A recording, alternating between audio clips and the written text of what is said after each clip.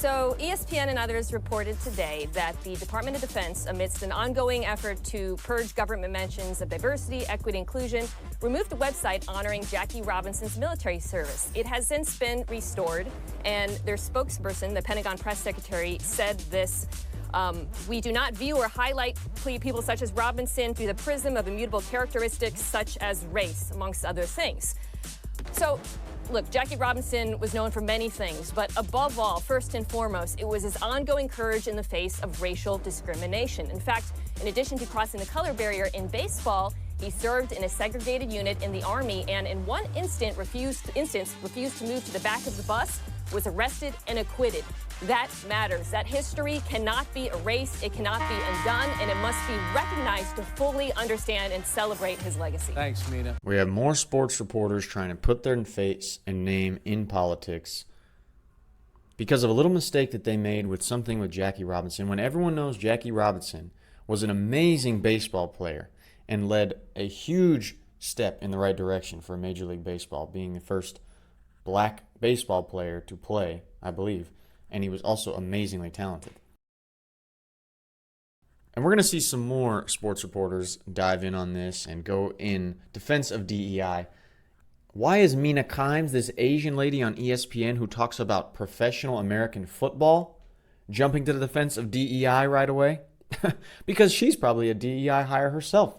What Asian woman should be talking about professional American football?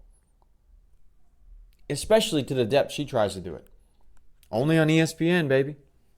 Before we hear from Stephen A. Smith, let's hear from my buddy Nick Wright, who is a huge defender of anything black, especially anything DEI, which is crazy, because he's super talented, he's super smart, but he is married to a black lady. Maybe that's why he pushes so hard to defend anything that has to do with DEI or black people. Let's hear from him. It's Sean Daniel here. If you enjoy the video, consider hitting the like button or subscribing. Let's go, Nick. And everyone who agrees with me politically was saying that. And that's why we lose arguments. Because we have just seeded the ground that, oh yeah, DEI is bad.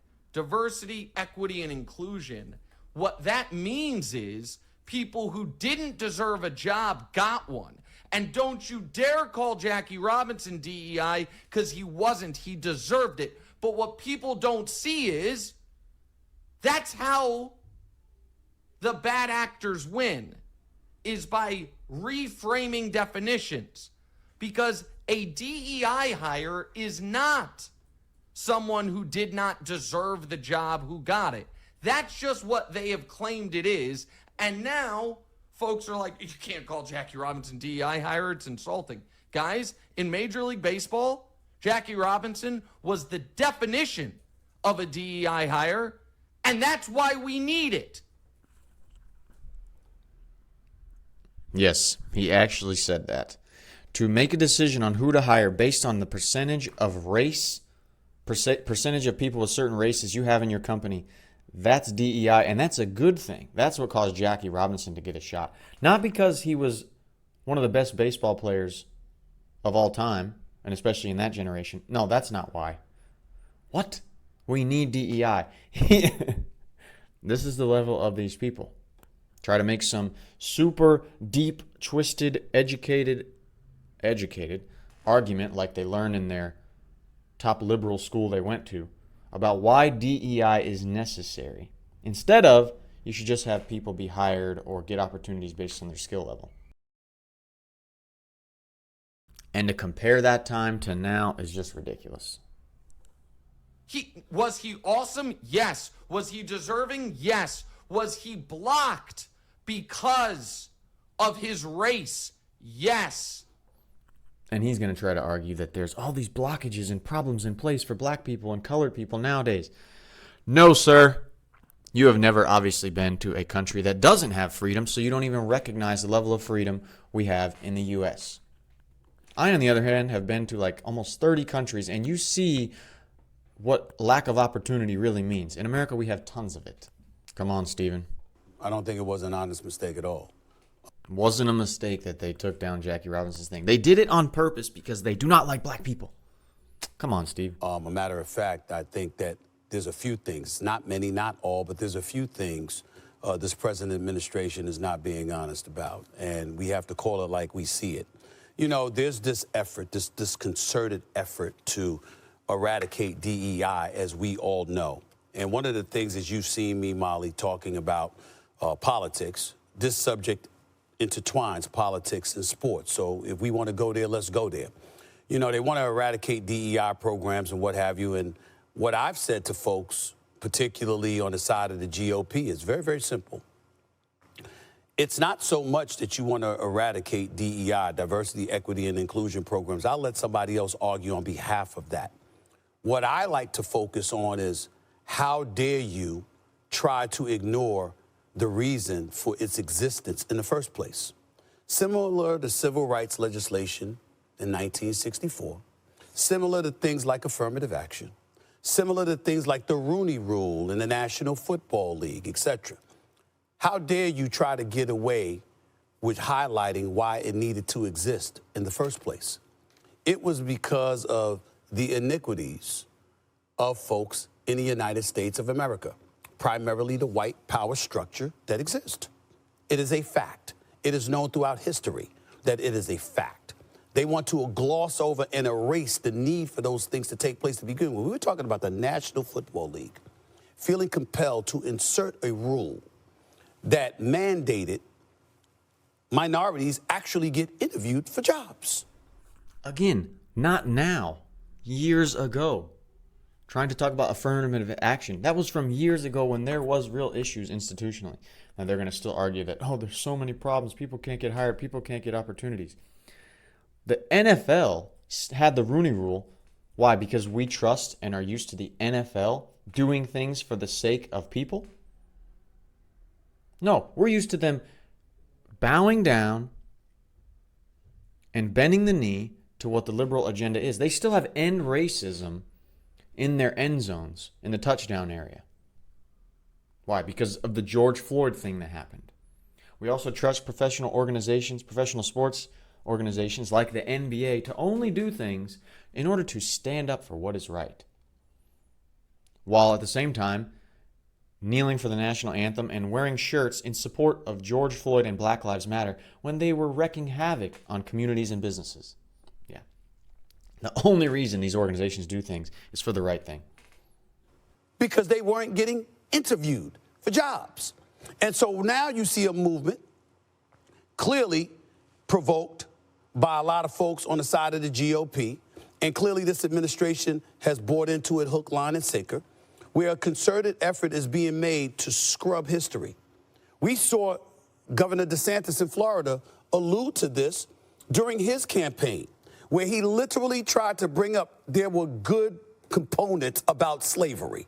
This is some utterly ridiculous stuff. I don't give a damn what you think you can find for it. When it involves rape, murder, mutilization, and other things like that, how dare you even try to find something positive about such heinous acts and actions that have taken place in this country's history? I could say the exact same thing for supporting illegal immigration. All of the crime, extortion, rape, even murdering that happens in process of people illegally immigrating to the U.S., but yet Democrats will support that with hammer and nail. Pete Hegseth is the head of the Defense Department. He has served our country with honor. I am not trying to knock him or denigrate him in any way. We got to root for our elected politicians or the people that they assign to departments and wish them nothing but the best in America's best interest. But the fact of the matter is, how is he not DEI? He was a soldier. And then he was a host on Fox News on the weekends. And he goes from that to being the head of a Defense Department that oversees more than 3.5 million people. How in the hell do you go from being a weekend host to being the head of over 3.5 million people for the Defense Department of the United States? He happens to be white, and we don't mention DEI when it comes to him. Why not? The biggest beneficiaries of affirmative action and DEI, some would argue, are white women. How come we don't mention that? Why is it always attached to black people? This is the kind of stuff that we're asking ourselves. And on a day like today, it gives us more credence to ask that question because of what happened with Jackie Robinson. Stephen A. is intelligent. He actually makes a good point about Pete Hegseth coming out of nowhere and now being in charge of the massive Department of Defense. But the rebuttal to that is maybe that President Trump and other leaders around him did not want somebody from within the system in order to change a system that seemed to be contaminated with DEI practices and with caving to the liberal agenda. If you just hire people that have been trained, moved up the ladder within an organization that has been contaminated, what other results do you expect to happen when that person then rises up to a higher level of being in charge of it?